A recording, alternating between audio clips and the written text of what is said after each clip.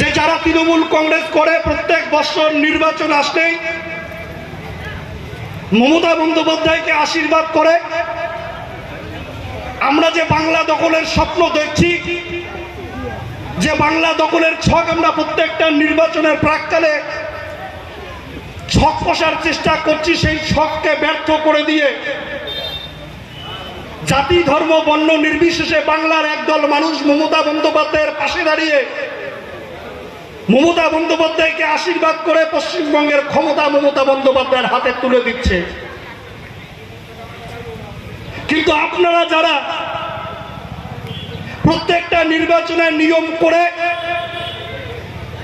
শুভেন্দু অধিকারী থেকে শুরু করে বিজেপির আরএসএস থেকে শুরু করে বিজেপির নেতারা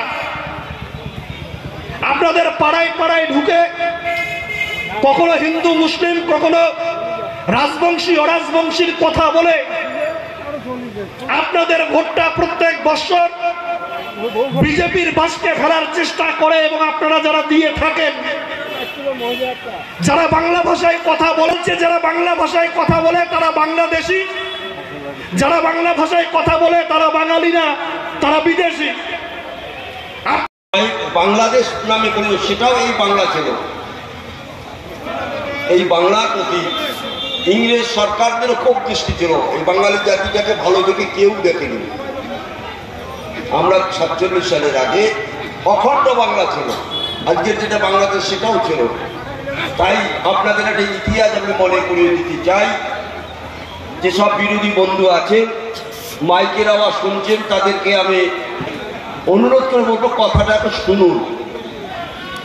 আপনারা জানেন দেশ স্বাধীন, দেশ পরাধীনিত হয়েছিল পলাশির যুদ্ধে 1757।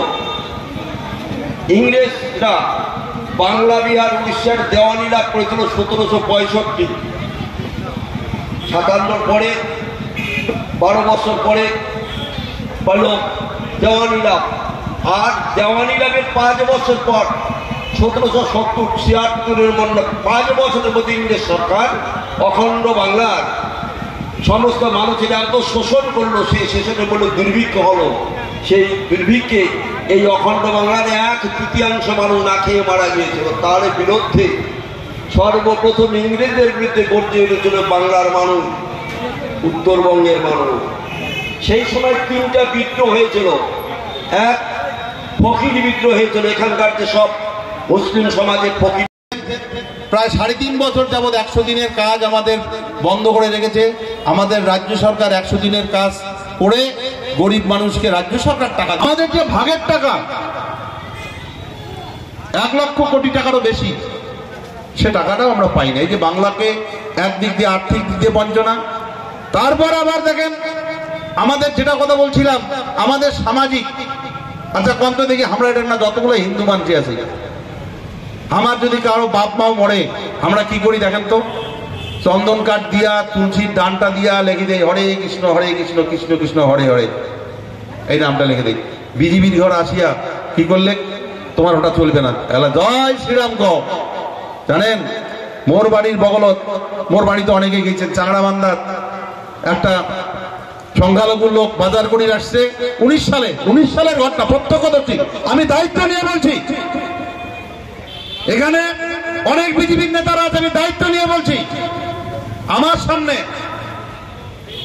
সংখ্যালঘুর লোকটাকে লাথি মারতে মারতে, ওকে তো কবে না জয় শ্রীরাম, যতক্ষণ না কয় নাই ততক্ষণ ওকে লাথি মারতে মারতে ওকে নাস্তানাবুদ করে দিছে, তারপর জয় শ্রীরাম বলছে ছাড়ি দিছে।